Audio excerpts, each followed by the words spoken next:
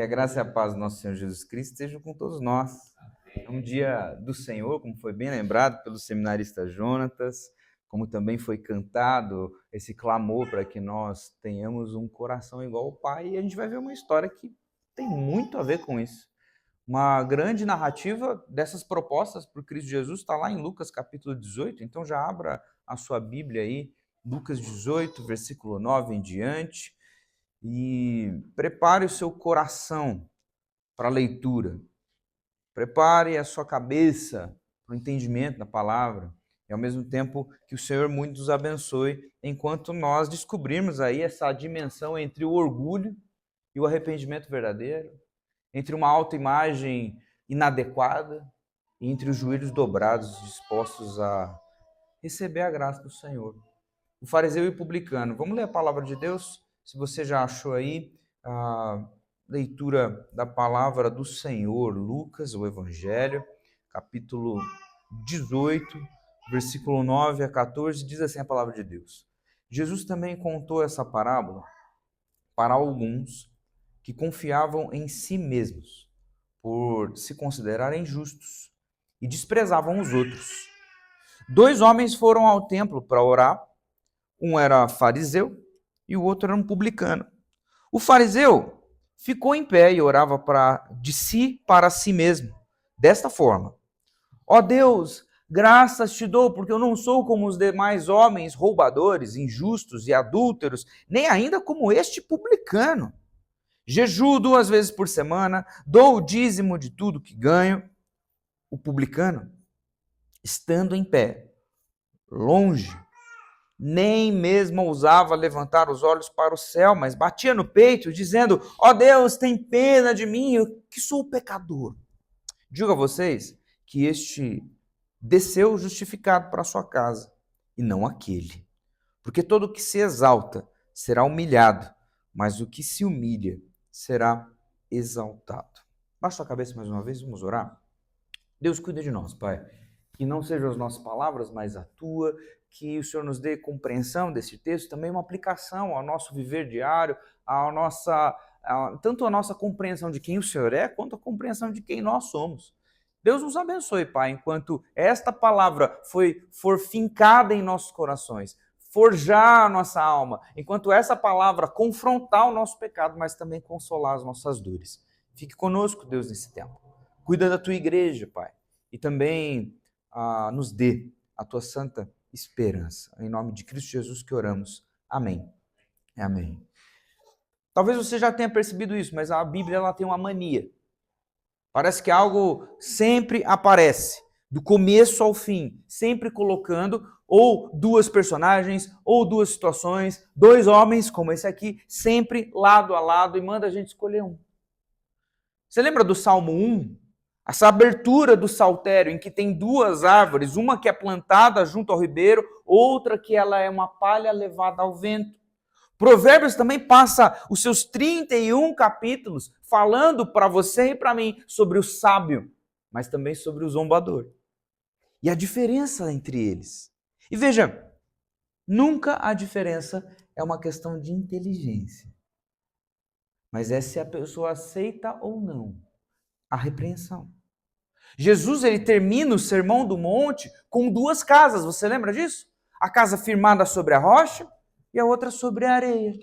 Jesus também conta a história de 2 filhos, um que disse sim e nunca vai para o trabalho, e um que é resistente, disse não e esse verdadeiramente trabalha. Também conta a história daquele filho pródigo e do seu irmão, que fica em casa e no fim da história termina do lado de fora. Também a Bíblia fala para a gente sobre trigo, sobre joio, sobre ovelhas, sobre cabritos no mesmo rebanho. Veja, não é uma questão apenas de Deus simplificando as coisas, mas sim porque existem esses 2 tipos de gente. Agora, nessa história, aqui está um grande problema. E a gente precisa olhar para isso com honestidade. Na verdade, com muita honestidade. Porque todas as vezes que a gente lê essas histórias, muitas vezes a gente entra com uma pretensão de saber quem somos na história. A gente lê o Salmo 1 E a gente quer ser aquele que está debaixo da árvore. Nós lemos a história sobre as duas casas e achamos que já estamos sobre a rocha. Nós lemos essa história dos dois filhos e somos aquele bonzinho que foi trabalhar. Ninguém na história do cristianismo, e talvez ninguém na igreja, lê imediatamente Provérbios e pensa assim: nossa, eu sou o zombador. E é exatamente por isso que Lucas aqui retrata algo que muitas vezes a gente nunca faz. Antes de contar a parábola, há uma qualificação para essa parábola. Veja o versículo 9. Jesus conta isso para alguns que confiavam em si mesmo, porque eles se consideravam justos e desprezavam outros. Ou seja, essa história agora, no Evangelho de Lucas, ela é contada especificamente para quem achava que já sabia de que lado estava. Dois homens, no mesmo templo, no mesmo dia. E isso importa bastante, porque esse dia e este horário, todos os comentaristas falam sobre isso, sobre o subir ao templo para orar. Essa hora muito específica, a hora da propiciação, a hora do sacrifício vespertino, esse culto público, o pátio cheio, as pessoas entrando na casa do Senhor para adorá-lo. O cordeiro conduzindo ao altar, esse cheiro de sangue presente ali no ambiente, esse silêncio pesado de centenas de pessoas, enquanto aquele animal era oferecido no propiciatório. E enquanto tudo aquilo estava acontecendo, essas duas personagens se encontram a derramar-se e orar diante de Deus. Eles estavam subindo aquela escada no meio da multidão. Um recita um grande currículo, o outro vai invocar o sangue do Cordeiro. Um se auto-justifica, o outro clama por uma justificação que ele reconhece não merecer. No verso 11, quando a gente observa, depois a gente vai trabalhar um pouco mais disso, parece que existe uma condição de um palco. De uma pessoa que espera ser aplaudida, de uma pessoa que está posando uma religiosidade e não alguém sincero. Escuta o seguinte: você não precisa performar diante de Deus. Deus não está na galeria de uma plateia esperando que você faça um grande ato, que você performe bem, para Deus bater palma e falar assim: olha, muito bem. A vida é muito mais do que isso. Deus não é uma plateia que está esperando para ser surpreendido. Sempre dois homens subindo a mesma escada. Um carrega aquilo que ele fez e faz, o outro carrega aquilo que ele é. Um está trazendo mãos cheias de coisas, o outro só tem o seu coração dilacerado. Pergunta para a gente entrar nessa exposição do texto, para que nós pensemos quando nós oramos. Quando você ora, você está falando com Deus mesmo? Ou você está fazendo um número? Quando você ora, você está sendo honesto com Deus? Ou você está tentando performar alguma coisa, algum ritual, ou tentar fazer alguma mágica? Será que a sua relação com Deus, ela é um checklist de tarefas de merecimento? Ou ela é de fato um derramar intenso, honesto, daquilo que você não é capaz de fazer? Primeira coisa dessa nossa exposição, esses dois homens que sobem a mesma escada. Esse homem, fariseu, tinha duas mãos. Uma delas confiava em si mesmo. Outra desprezava os outros. Essa é a qualificação que apresenta no versículo 9. Veja comigo. Jesus contou essa parábola para alguns que confiavam em si mesmos, por se considerar justos, e desprezavam os outros. Essas duas coisas, de confiar e desprezar, aparecem quando a parábola já é qualificada. E muitas vezes nós corremos o risco de achar que isso se trata de dois pecados diferentes. Como confiar em si mesmo e desprezar os outros fossem coisas desassociadas. Mas isso não acontece. Veja, o próprio autor C.S. Lewis, ele explica muito bem o porquê disso. Olhando para essa parábola e para a temática do orgulho, ele diz que o orgulho é competitivo por natureza. Ninguém se orgulha de ser rico, mas se orgulha de ser mais rico do que outro. Ninguém se orgulha de ser inteligente, mas se orgulha de ser o mais inteligente. Se todos ficassem igualmente ricos e igualmente inteligentes na mesma tarde, o orgulho evaporava de todos nós, antes que chegássemos no tempo do jantar.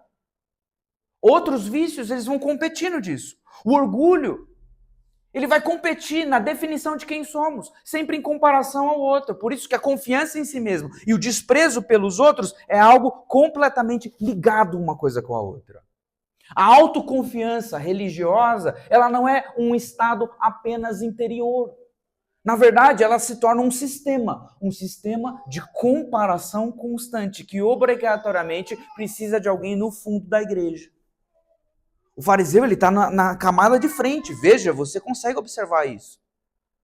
E o publicano lá no fundo. E o fariseu compara-se. Faz esse teste. Se Deus tirasse do mundo, hoje à tarde, depois que acabou o culto, todas as pessoas, todas elas, que você considera pior que você, o que é que sobraria? Se Deus eliminasse todas as pessoas que você olha e fala assim, não, mas eu sou melhor que ele nisso.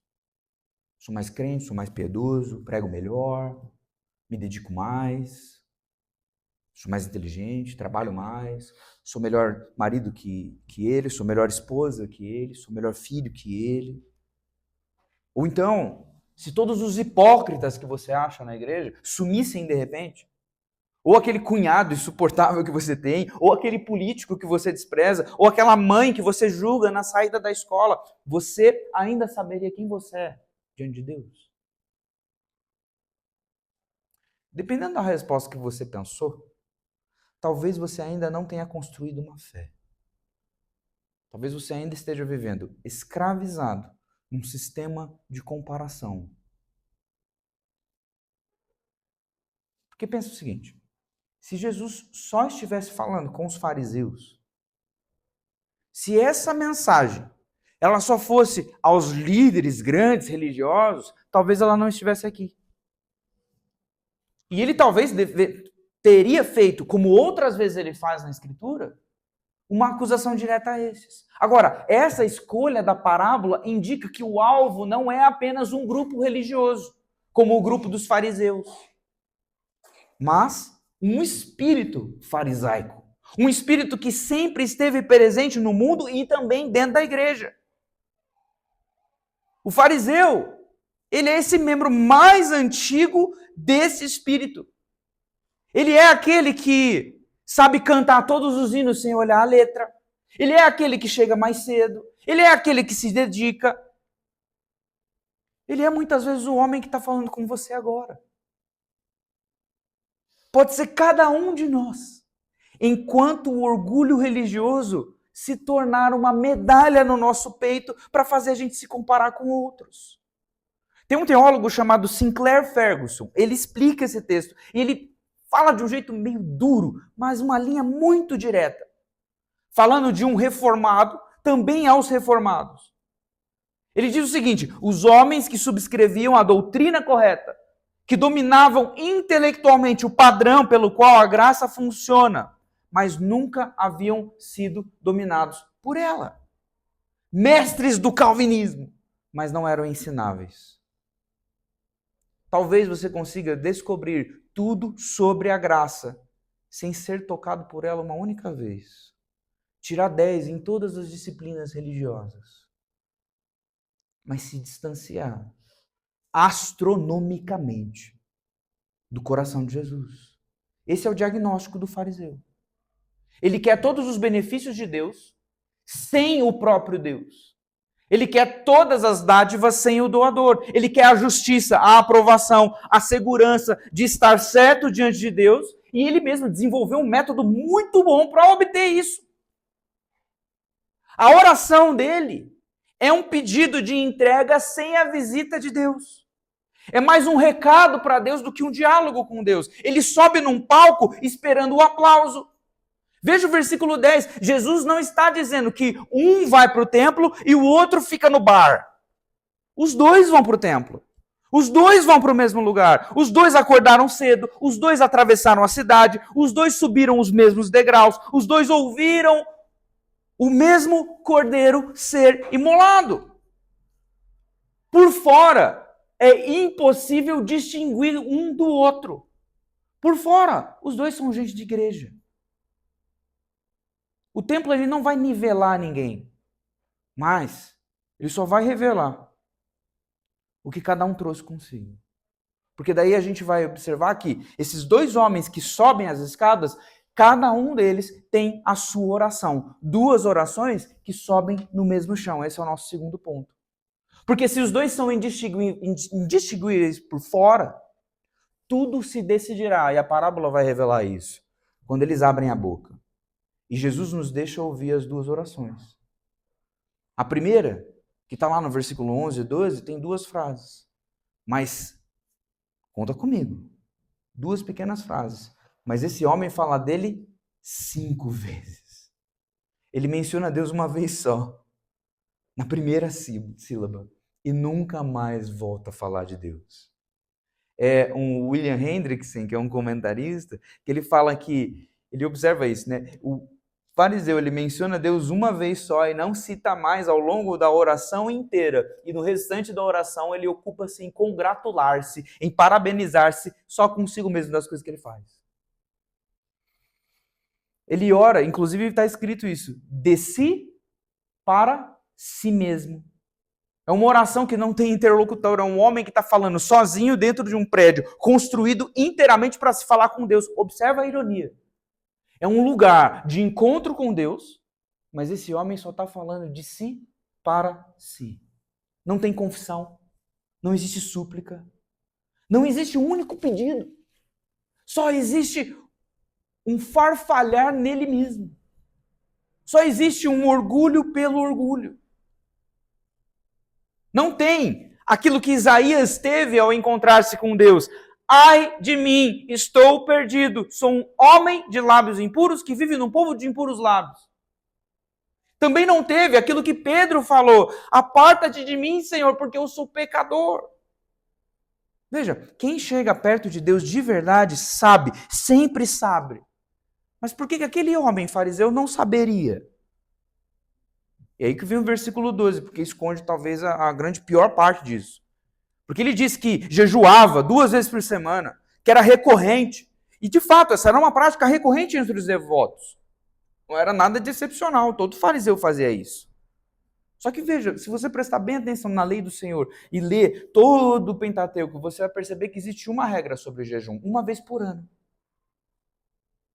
Ou seja, aquilo que ele está enumerando, jejuar 2 vezes por semana, não era uma prescrição de Deus. São coisas que se resolveram acrescentar por conta própria. O farisaísmo vai adicionar as próprias regras de adoração e vai cobrar dos outros algo que Deus nunca exigiu. Ele fala com Deus com essas 2 frases inteiras e não menciona uma única vez aquilo que Deus pede. Ele não menciona a piedade, por exemplo, de Miqueias 6:8, andar humildemente com o Senhor, fazer misericórdia para os outros. A ideia é, ele não menciona essa piedade. Ao mesmo tempo, ele nem menciona o coração quebrantado, que é mencionado na oração de Davi. Você lembra dessa oração, Salmo 51? Que Davi fala, nossa, eu fui gerado em pecado. Nasci em pecado. Como eu fiz agora, quebrando o copo. Cometo erro atrás de erro. Davi falava isso. Tinha um coração quebrantado. E Davi sabia, Deus, tu não rejeitas um coração quebrantado. Esse fariseu não faz isso. Parece que o linguajar dele, diante de Deus, para se justificar e para se exaltar acima do publicano, é inventado. Parece com a Escritura, mas é completamente diferente dela. A gente tem um nome para isso, que é legalismo. Legalismo é separar a lei de Deus da pessoa de Deus. E isso não é novo, gente. Não é de agora, tampouco não é dessa época. Isso nasce, na verdade, lá no jardim do Éden. Porque a serpente não convenceu Eva a rejeitar a Deus. Ela não precisou fazer isso. Porque ela convenceu a Eva a olhar para Deus e separar Deus da sua lei. A serpente faz Eva olhar só para a regra, sem olhar para o criador dessa regra. Porque o que Eva e Adão perdem de vista é o Deus generoso que enche um jardim de árvores, mas proíbe uma só. E é exatamente isso que está acontecendo no templo. O fariseu está fazendo uma teologia correta diante de um Deus que, para efeitos práticos, está fora da sala. Ele está numa sala de aula, até mesmo muito bonita, enquanto o seu Senhor está chamando ele para a rua. É como se ele orasse assim: graças te dou, Jeová, meu Deus, porque designou a minha sorte com aqueles que se aceitam nessa casa de erudição e não com aqueles que estão nos cantos das ruas. Eu corro para a vida das eras vindouras e eles correm, esses que estão na rua, para um abismo de destruição. Inclusive, essa é uma oração real do judaísmo desse período. Algo que está escrito e registrado. Alguém orou isso de verdade. E ela deve assustar a gente. Isso aí é algo monstruoso. Só que, ao mesmo tempo, é muito familiar. Porque é uma oração que tem gratidão, é uma oração que tem referência bíblica, tem disciplina espiritual. E talvez se alguém orasse isso nas nossas reuniões de oração, na quarta-feira, por exemplo, ou orasse isso enquanto estamos nas casas e tudo mais, isso tem a entonação certa. E talvez metade da igreja diria, amém, glória a Deus. Agora, o verdadeiro teste é se nós, de fato, sabemos que a vida religiosa não é para você se sentir bem comparado a outro. Ou, muito menos, não é para você se sentir melhor do que alguém. E se você se sente assim, com as suas disciplinas religiosas, com o teu conhecimento de Deus, com o que você vai aprendendo de Deus, olha só como eu sou melhor do que aquele depravado que está no bar. Olha só como eu desenvolvi a minha santidade mais do que aquele outro. Se você se sente assim, meu irmão, eu tenho uma péssima notícia, porque quem está agindo no seu coração não é Deus, é Satanás. Essa parábola ela conta para nós que apenas uma pessoa desce justificada. Apenas uma pessoa confessa de fato o seu pecado. Olha para a oração do publicano, no versículo 13. Enquanto o fariseu é aquele paciente que vai ao médico... Muito obrigado. Eu ia fazer isso. É aquele fariseu que vai ao médico, mas ele não conta de todas as feridas que ele tem. Ele finge a situação dele para que o médico não lhe dê o diagnóstico, para que ele pareça melhor do que ele é. O publicano escancara o seu coração. Olha como o puritano escancara o seu coração. E são 4 grandes pancadas que estão no texto, que são pancadas no nosso farisaísmo. Olha a primeira é geográfica.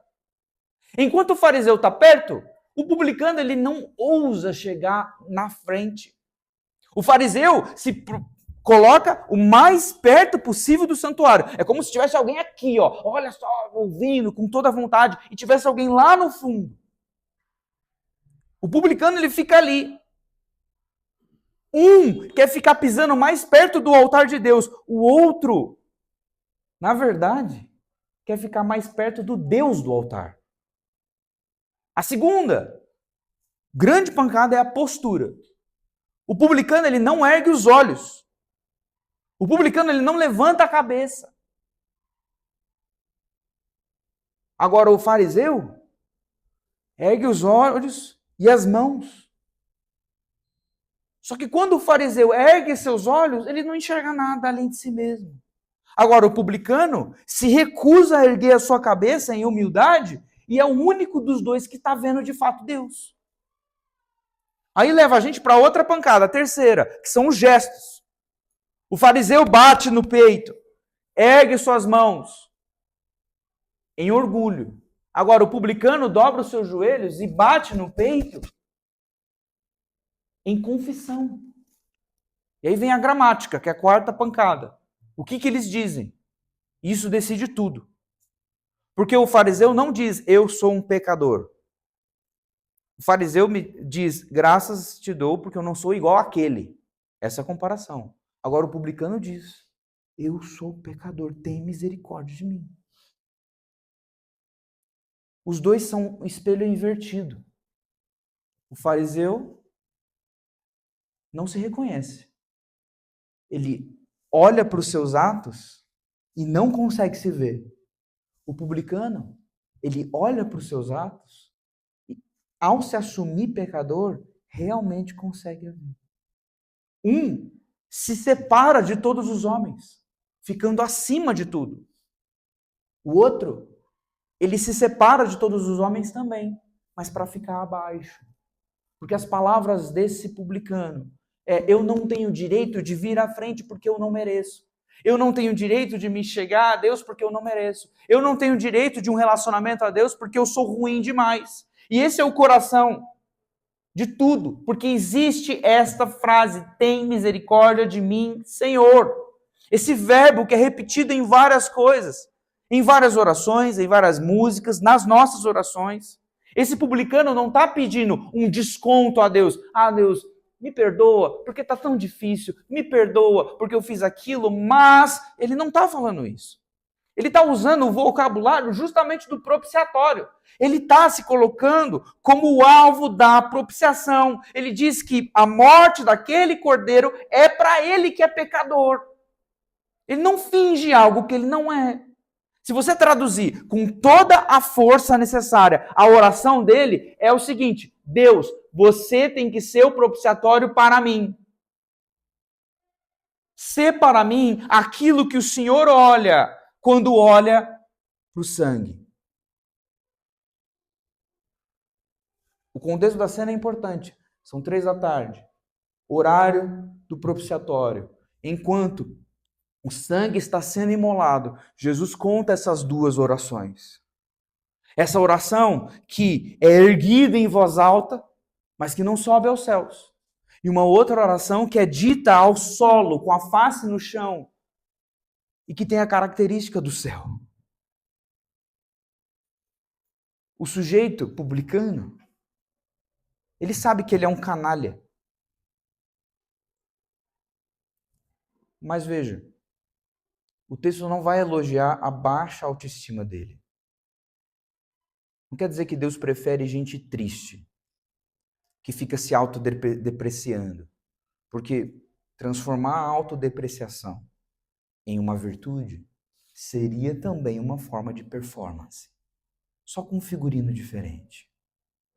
O texto não está elogiando o fato do homem se sentir mal, mas o fato do homem dizer a verdade sobre si mesmo. Veja, não é a beleza que você pode oferecer a Deus que conquista o amor dele. É o amor dele que te transforma em belo. Presta atenção. Não é a beleza daquilo que você pode oferecer a Deus que conquista o amor de Deus por você. É o amor de Deus por você que te transforma por dentro e que te faz belo nele. Essa ordem é importante, porque essa cena conta para nós. O publicano, ele está longe porque ele supõe que existe um dedo apontado para ele. O publicano fica longe com medo do julgamento, de fato.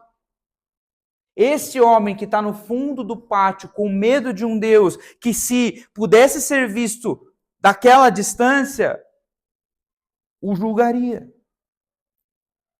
Esse também é um medo que não condiz com o próprio amor de Deus. Aquilo que o publicano está fazendo também tem uma distância em relação a Deus.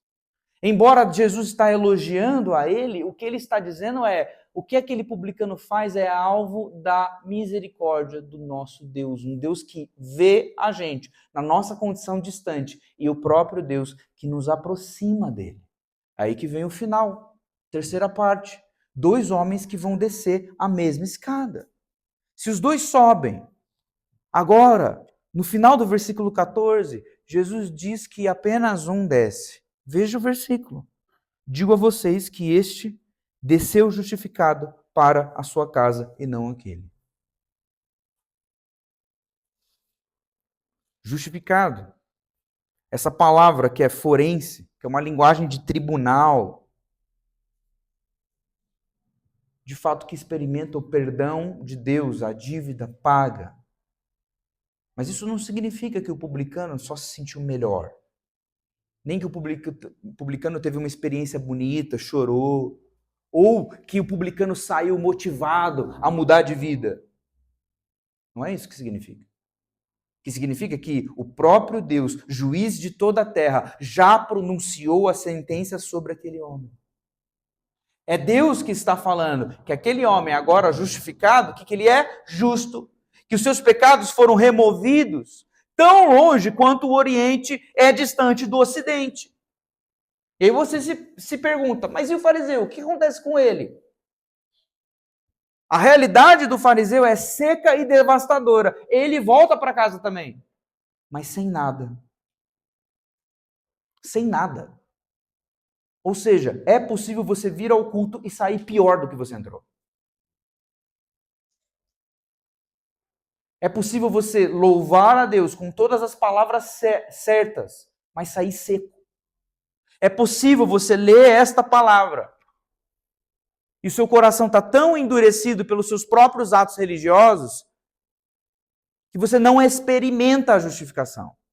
É possível. É isso que Cristo está falando. Porque muitas vezes nós pensamos que a santificação, como resultado da justificação, é uma obra apenas nossa. De fato, nós temos as nossas responsabilidades. E muitas vezes pior, nós achamos que a própria salvação é um ato nosso. Deus justifica o ímpio por uma palavra, presta atenção, imputação. Sabe o que significa imputação? É Deus que coloca. E é de uma vez. E a justificação não é por infusão.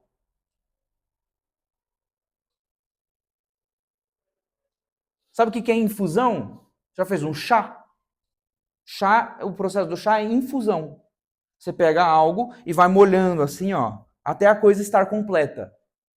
Justificação não é por infusão. Não é assim, eu vou fazer várias coisas e aí vou ser justificado. A justificação, ela é por imputação. Jesus Cristo morreu na cruz do Calvário. Quando ele te perdoa, ele perdoa dos pecados que você cometeu, que você comete e que você cometerá. E é um perdão. Não é Hebreus que fala? Cristo morreu uma única vez. Muitas vezes nós, assim como a galera de Hebreus capítulo 9, e assim como esse publicano, achamos que precisamos continuar fazendo os vários sacrifícios para que Jesus morra de novo, e de novo, e de novo, e de novo. Por quê? Porque a gente não sabe que nós já fomos perdoados. Porque a gente não sabe que nós já fomos autorizados a obedecê-lo.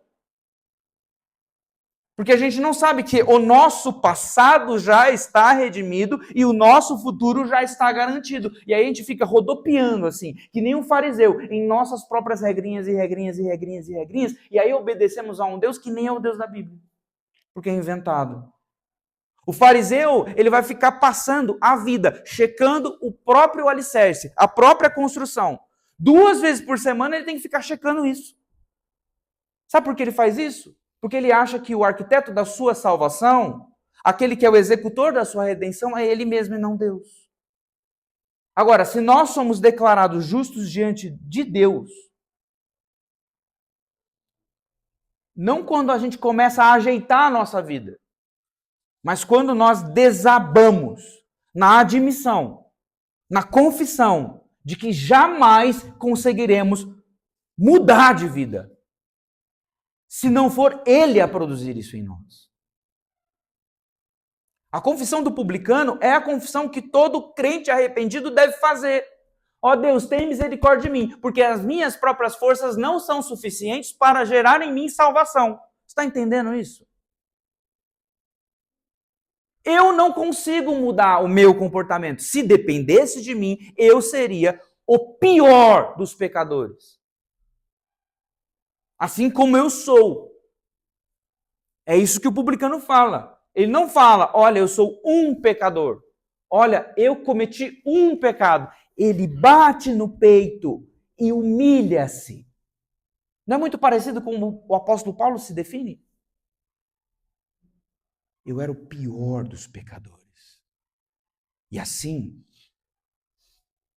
por meio da graça do nosso Senhor Jesus Cristo, a extrema paciência de Jesus foi demonstrada para que vocês pudessem conhecê-la. Nenhum apóstolo, nenhum profeta, nenhum pregador que de fato olha com seriedade a pessoa de Cristo Jesus, o Pai que o envia e o Espírito que habita dentro de nós, nenhum desses servos fiéis a Deus baterá no peito contando vantagem de si mesmo. Nenhum desses chegará e falar assim: olha como eu sou uma bênção para essa igreja. Olha como Deus tem feito muitas coisas através de mim, como eu sou uma bênção. Nenhum desses. Porque nós nos reconheceremos como, de fato, alvos do amor genuíno de Deus. Alvos do grande amor de Deus. 4 coisas para a gente sair daqui e pensar. Primeiro, reforme a sua oração. Quando você for orar, lembre-se de quem é Deus e lembre-se de quem você é. Você não está numa conquista, você não tem que fazer um relatório de esforço para Deus, você tem que pedir. Não é isso que Jesus disse também? Mateus capítulo 7. Peçam, e lhes será dado. Qual é o pai que um filho pedindo um pão vai dar uma pedra? E se Deus ouve vocês, vá ao teu quarto, vá no íntimo. E esse Deus que te ouve no íntimo, também no íntimo te responderá. A sua oração fica pobre quando você só apresenta um currículo para Deus. E veja, você confessar o teu pecado, as suas fraquezas, as suas debilidades, não é uma descoberta ruim, mas é o primeiro degrau para uma vida de santidade. Segunda coisa, deleta a tua planilha. Todos nós carregamos essa lista secreta do valor que a gente tem. Talvez ela está no carro, quando você está voltando para o culto, reclamando das coisas. Talvez ela está no grupo do WhatsApp, quando você está se auto-justificando. Talvez também naquele tom de compaixão, mas que é desprezo pelo outro. Veja, identifique isso. A pessoa que ocupa na sua cabeça o lugar de um publicano. Identifique alguém que você olha e despreza.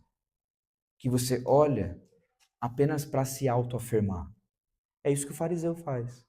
Ele olha para alguém que ele acha que está pior que ele e usa a outra figura para se engrandecer. Desmonte essa planilha. Deleta isso.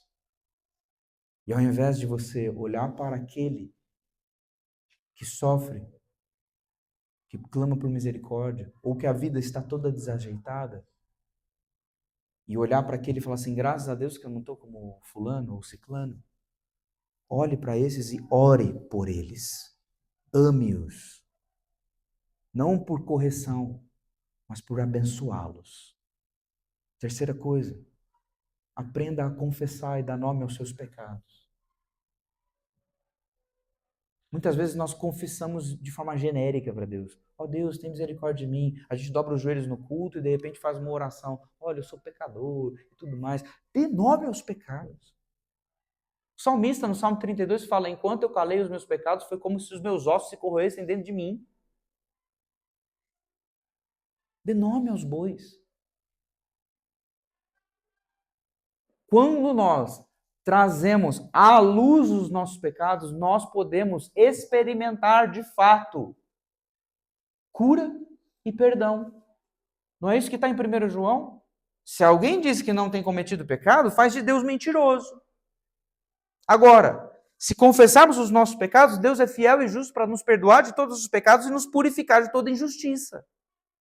Então por que você segura isso? Por que você tem vergonha de nomear algo que o Senhor Deus soberano, Criador dos céus e da terra, já conhece em você? O publicano, ele não só falou assim, ai, desculpa Deus, eu sou falho. Ele nomeou, ele disse, eu sou pecador.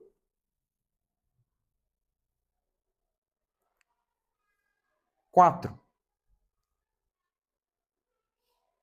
E talvez a aplicação mais comunitária de todas. Faça desta comunidade, desta igreja, um lugar que não tem o fundo do pátio. O publicano, ele só ficou longe porque ele supôs que toda aquela santidade dos fariseus o expulsaria. Ele supôs errado sobre Deus. Talvez ele está supondo certo sobre os frequentadores, que estavam o julgando de fato. Que estavam se achando acima, julgando e desprezando, se auto-justificando, achando-se confiando em si mesmo, e ao mesmo tempo olhando para os outros com desprezo. Olhe para cada um dos seus amigos e amigas, dos seus familiares, das pessoas da igreja, e tente remover esse fundo. Porque muitas vezes algumas pessoas elas só estão distantes porque talvez estão pensando que nós os desprezamos. Que talvez estão na mesma situação do publicano, achando-se os piores, enquanto outros estão julgando.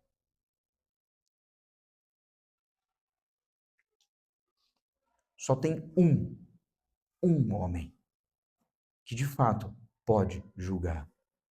Só tem um homem que não estará contado entre os transgressores. Só tem um homem que subiu ao templo intacto, sofreu a condenação de todos nós e desceu para nos levar junto. E veja, a própria palavra fala que ele desceu ao Hades. Só existe um capaz de propiciar cada um dos nossos pecados.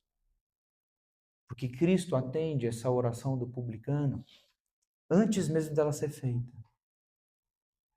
O sacrifício, o perdão dos pecados, onde Deus e o pecador se encontram, está na morte e ressurreição do nosso Mestre, porque ele é aquele que se humilhou até morte de cruz e por isso ele foi exaltado, para que a exaltação dele fosse a nossa. E essa última frase que existe fecha o nosso texto e a nossa reflexão de hoje. Todo o que se exalta será humilhado, mas o que se humilha será exaltado. Já é uma prefiguração do próprio Cristo, que em Filipenses capítulo 2, este Cristo que, embora sendo Deus, estando no trono de glória, se esvaziou, habitou entre nós, se tornou semelhante a cada um de nós e sofreu, foi humilhado, morreu e com morte de cruz e ao terceiro dia ressuscitou. E por isso Deus o exaltou de sobremaneira, para que todo joelho se dobre a ele e o louve como Rei dos Reis e Senhor dos Senhores. Este que se humilhou até o mais baixo, Deus o exaltou. E se Cristo se humilhou, você também pode. E se Cristo morreu, você também pode. Se Cristo sofreu, você também pode. E se Cristo ressuscitou, você também ressuscitará e reinará com ele.